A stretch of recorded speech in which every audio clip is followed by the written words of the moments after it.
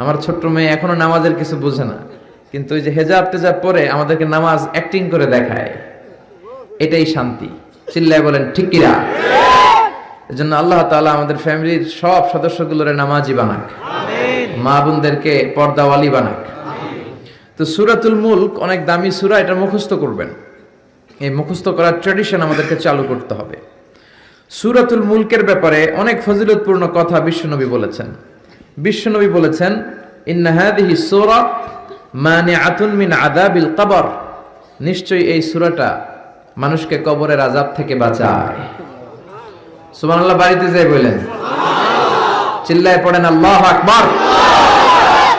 বিশ্বনবী বললেন, ইন্না ফিল কুরআনি লাসূরা, কোরআনের মধ্যে একটা সূরা আছে মানিআতুন মিন আযাবিল কবর, এই সূরা যে তেলাওয়াত করবে তাকে কবরের আযাব থেকে বাঁচাবে কে?